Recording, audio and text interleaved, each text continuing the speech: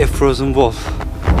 If you don't move, you freeze. Imagine a village where temperatures drop as low as minus 71.2 degrees Celsius. Here, spending just a few extra minutes outside can lead to frostbite, the loss of a limb, or even end of life. Is it frostbite? Oh, yeah. After staying outside for just over 15 minutes, my nose turned white. Ice crystals began forming inside the cells, and the tissue started to die. If I had stayed out 5 minutes longer, my nose would have suffered permanent tissue damage. When people breathed outdoors, it would sound like dry grass rustling behind them. That was the sound of warm breath turning into tiny ice crystals.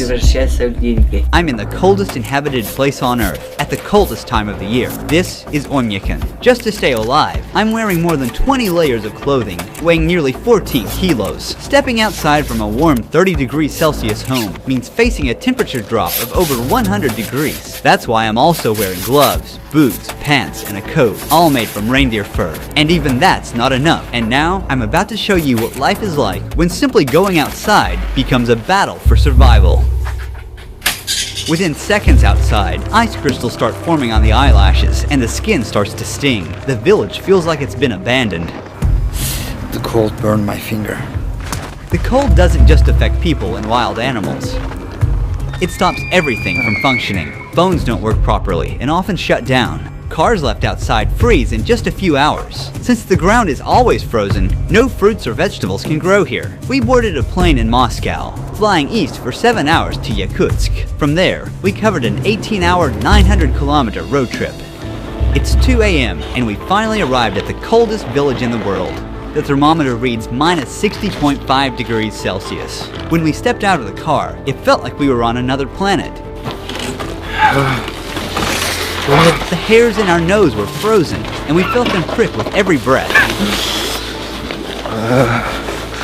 The dry air makes us cough uncontrollably.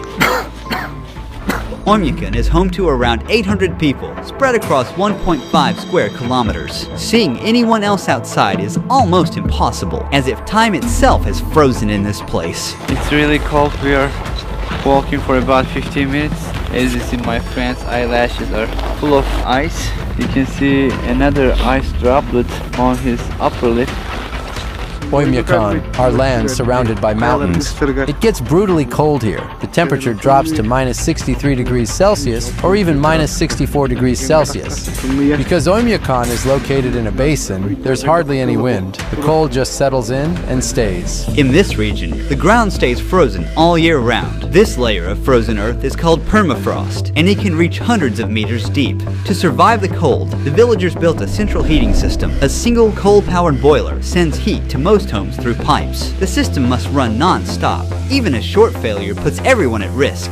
The interiors of the houses differ from traditional village homes. Heating pipes connected to the central boiler run through the rooms to keep the houses warm. To build on the frozen ground, thick wooden beams are first laid down to create a flat base. Then, the main logs go on top. A 30-centimeter thick subfloor is added, followed by insulation, and finally, the finishing floor.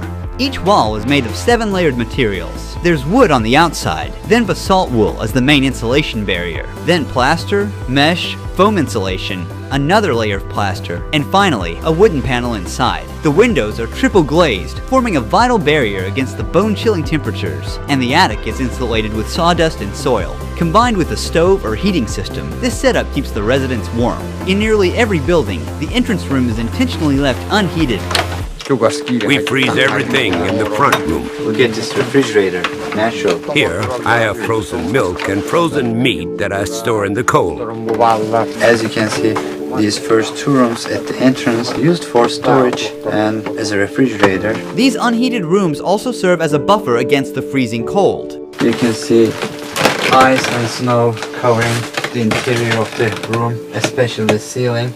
In Oymyakon, the day begins early. Yevdokia is already at the barn. Cattle farmers here wrap a cloth around the cow's udder to protect the sensitive tissue from frostbite and to keep it clean. The udder isn't at risk of freezing anymore, but once the milk starts flowing, we have to be careful. Because of the extreme cold in Oymyakon, no water pipes run to the buildings. They would freeze almost instantly. The cows must step out into the cold every morning and make their way to the river to drink. One by one, they step into an icy hell, moving quickly, knowing they must return before the cold becomes too harsh. Their hair became crusted with ice almost immediately. This part of the river is not frozen because it is coming fresh from the mountain. Underground spring water meets with river and keeps this part of the river unfrozen. Then all of a sudden, my whole face went numb. I couldn't move the muscle on the left side, like I was having facial paralysis. When my nose started freezing, Yevdokia noticed right away. Is it frostbite? Yeah. The cold shrinks the blood vessels and eventually reduces blood circulation. Without enough warmth, water inside each cell freezes into ice crystals, causing the cells to rupture and triggering a stabbing pain and tissue to die. You should cover your face like this. Why? While covering your face. Be careful, or it might turn black. From this point on, until the end of the documentary shoot, I won't be able to stay outside for more than 10 minutes at a time, or my already frostbitten nose could get even worse. But as the documentary progresses, and the temperatures drop even further, we'll be pushing our limits to show you what survival here truly demands. Here is the cure. This is aloe and just alcohol. You soak it like this, and apply it to the area that's frozen. And don't rub it, okay? Otherwise, you'll damage the vessels in the capillaries, and it'll lead to sores. Then Yevdokia began her daily chores by hanging freshly washed clothes in the yard. Within just minutes, they completely froze solid. Her clothes are completely frozen. My hands are freezing.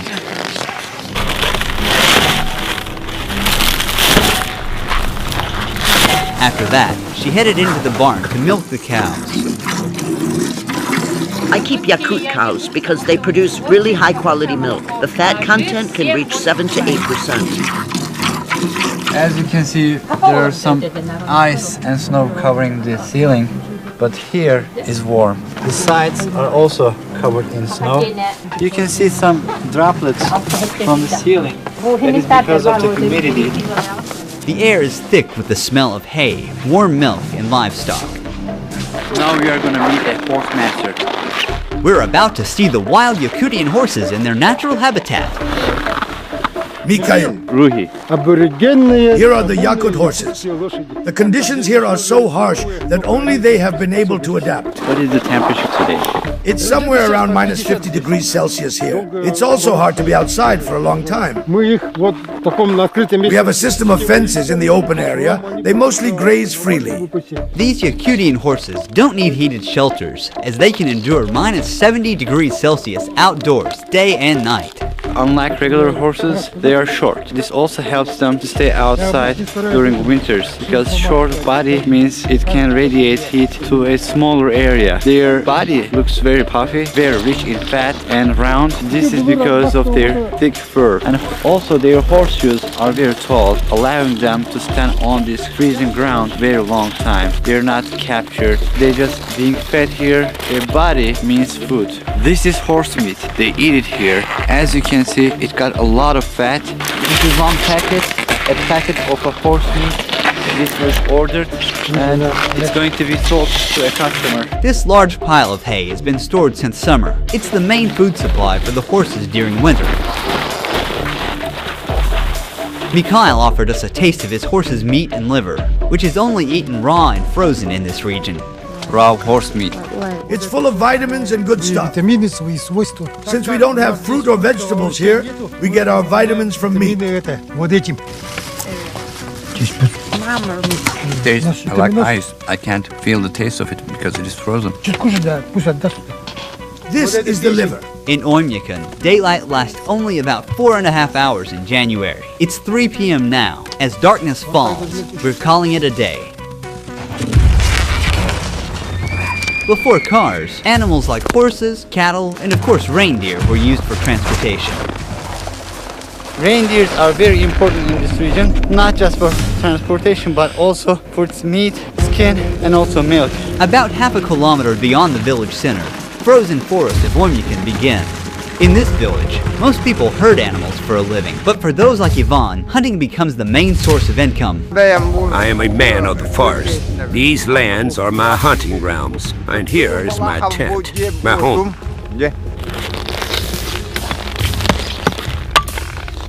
He's making fire now. We need this fire because it is too cold here.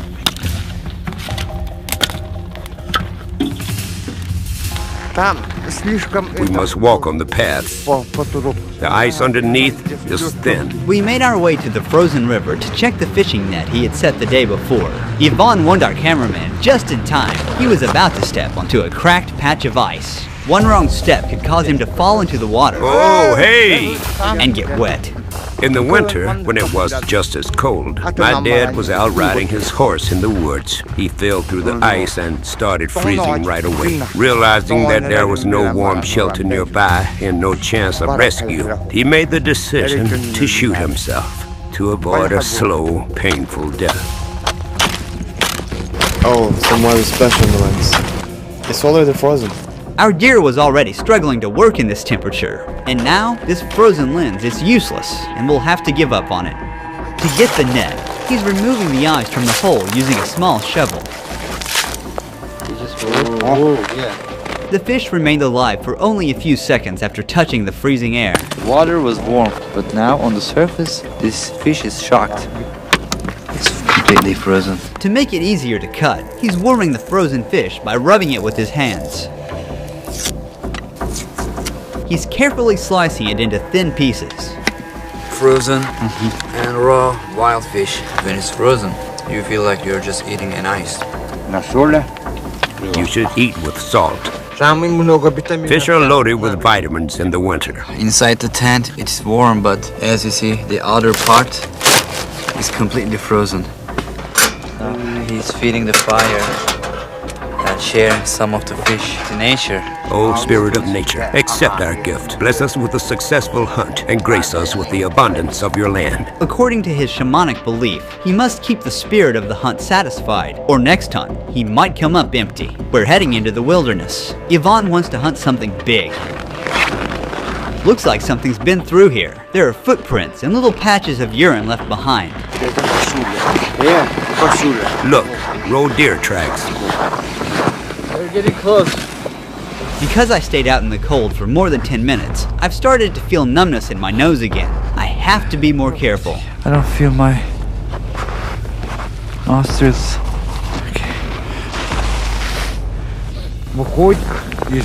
From that side, it ran towards the forest. That's where I'll set the trap. He hopes to catch a large animal. The hunter knows the animal follows the same path every day, so he's placing the trap along his daily route. He's covering the trap with snow. He's using a dog's tail to remove the traces smoothly. We'll return to this spot later to see what he catches. But first, Ivan wants to check the trap he set yesterday. He scans the snowy landscape carefully. Everything here is like a book to me. When the snow falls, I track how many animals there are by their footprints. I already know how many animals live in this area.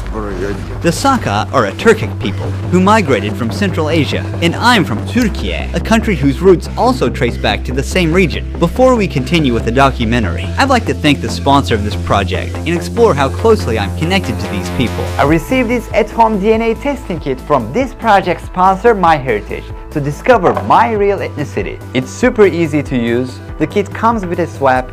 All I have to do is rub it inside my cheek for about a minute, then I'm placing it in a vial, snapping it at the black line, I'm packing everything up and sending it to return address. In about 4 weeks, my results will be ready online and I can't wait to learn my roots. Finally, the day has come. I got an email from MyHeritage. Let's see what my DNA says. To be perfectly honest with you, I have no idea what to expect. 47.3% Greek and Albanian. It's almost half. I always knew that my grandma was from Albania, and now I have no doubt. Then there is 40.5% Turkish and 4.7% South Italy. My roots stretch all the way to Central Asia, it is 3.4%. This is where Turkic people originally come from. Then there are more slices of other ethnicities. MyHeritage can even pinpoint the exact locations my Turkish ancestors came from. When I click here, I can see my DNA matches. Here is someone who shares 4% of my DNA. I don't recognize this person, but he is listed as my parents' first cousin. I also have second and third cousins here. Actually, more than 1,600 DNA relatives. Finding out all this was so amazing. Huge thanks to MyHeritage for sponsoring this video. If you want to discover your own ethnicity, make sure to click the link in the description box or scan the QR code. Use the code RUHI29 to get your DNA kit for just $29, euros or pounds. That's a huge 67% discount, the lowest price ever offered. The DNA kits can be shipped worldwide except Turkey, Brazil and France. However, everyone can still build and track their own family tree using MyHeritage's family tree feature, which comes with a 14-day free trial. MyHeritage matches your family tree with 34 billion records and millions of family trees to find new discoveries for you. Let's get back to the video now. There it is, lying on the snow. A solid catch. You got a hare. A very big one. Quite enough for all of us to eat. It wasn't the trap that killed it. The freezing cold did as he lay there, stuck and helpless. So, the nature has no joke here. This trap is smaller than the one we set today. I'm curious to see what the next catch will be. But for now, there will be meat on the fire tonight. In Oymyakon, there are a lot of hares. During the war, it was actually because of hunting hares that our people survived. Tamara cooked the hare and prepared a dinner table at her house. It doesn't have any fat in it. It's a very lean meat. Some of the upcoming scenes were among the hardest to capture. Thanks to the help of the Olengovs, the leading YouTube channel on rural Russia, we were able to make it happen. At the first light of morning, we come across something unexpected near the house. A giant snake sculpture. It's entirely made of cow waste, weighing more than 360 kilograms. It was built by a local farmer. The region's sub-zero climate also makes plumbing systems inoperable. If water pipes were installed, the water inside would freeze almost instantly. Instead, residents meet their needs, such as washing their hands from water they had previously stored in tanks. Our sink is old. There's a bucket underneath to catch the water. When it fills up, we just take it outside and dump it. Once again, the absence of plumbing infrastructure means that houses have no indoor showers or toilets. Instead, these essential facilities are built in the gardens, inside unheated cabins. The lack of a sewage system means that human waste remains where it is accumulated. Since waste freezes instantly upon exposure to the air, it often accumulates into frozen columns, sometimes reaching up to 1 or 2 meters in height before eventually being broken down. When someone has to use the bathroom, they need to put on a lot of clothes, and they must be fast to not get frozen. Using these toilets is never a pleasant experience, but this one is different. It's heated, but the problem with it cannot be ventilated as the cold disrupts the heating system. This type of toilet is still preferred to be protected from the cold, despite the unpleasant odor that accumulates inside. To bathe, cook, wash dishes, or simply drink, clean water is essential, but getting it is a whole other process that takes a lot of effort. People here collect blocks of river ice and melt them to get fresh water for daily use. Right now you're looking at a vast white blanket of snow, but under, there's a frozen river, the only source of water. He's using a chisel to cut into the thick ice. You have to work quickly if it's cold. Otherwise you'll freeze. As we carve out solid blocks one after another, we lift them and place them onto the sled.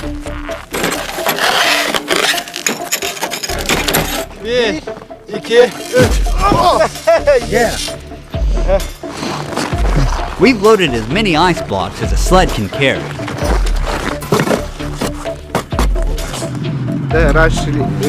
Our ancestors used to transport ice with oxen. Nikolai, how long these are gonna last? I have a big family. It'll last us 2, maybe 3 weeks. These huge blocks are kept either in the cold room inside the house or just outside in the backyard. They put them in a barrel and let them melt, and then they drink it.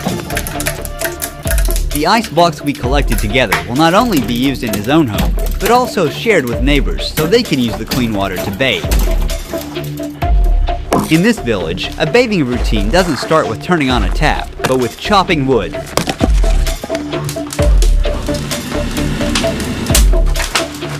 The boy is grabbing a large chunk of ice given by Nikolai, and he's bringing it inside. Our grandparents take baths for 2 hours. We usually stay for about an hour and a half. How long does it take for you to complete your bath? The whole process takes around 4 or 5 hours. We bathe once a week on Saturday or Sunday. The next step is to turn frozen shampoo into liquid near the stove. They're rinsing themselves using a ladle. When they finish, they're dressing quickly as they'll step outside from 60 degrees Celsius to minus 54 degrees Celsius, a difference of 114 degrees Celsius. After their weekly bath ritual ends, the next morning begins early. It's 7:30 a.m. and children are waking up to a freezing cold morning, still pitch black outside. Thanks to this simple indoor tank, the kids can wash their faces and brush their teeth in the warmth of the house. But for other needs, the kids still have to use the outdoor toilet. Jana helps her daughters get dressed for school. The children wear many layers of clothing for their commute. Before they leave, Jana wraps a wool shawl tightly around their faces, covering their mouths and noses to protect them from the biting cold. Now, they're ready to go outside. The walk to school is about half a kilometer. Every winter morning, Nikolai walks his daughters. The school remains open in Oymyakon unless temperatures drop below bone-chilling minus 55 degrees Celsius. Below that point, it's too dangerous to go outside. Today, the thermometer reads minus 51 degrees Celsius. As the kids arrive at school, daily life for people like Yvonne is focused on survival and hunting. Ivan has got a lot of animals here. He even has a frozen wolf. He caught this wolf before dawn, about 2 hours ago, in the trap we set together. It died because of the cold. When it couldn't move, if you don't move in the cold, you die. This is a male one. Ivan will sell the skin of the wolf and take the meat of it and make another trap, put the meat in the trap, and he will hunt a bear. He's showing us his hunting collection. These are the pelts of the foxes he tracked throughout the winter. This one is a fully grown bear. These bears were killed because they kept attacking my livestock. Every year they come onto my land, and each time there are more of them.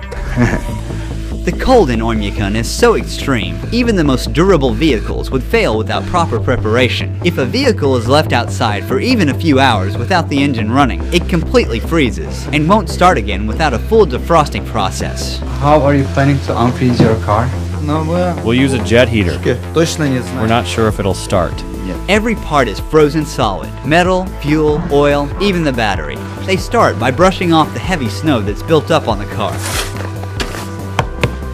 The tire has turned solid like a rock. It was minus 56 degrees Celsius outside. The tire's gone flat, not because of a leak, but because cold temperatures cause the air molecules inside to shrink. They are going to install this to heat the vehicle. We try to close it tightly so that the warm air does not escape out, but stays inside.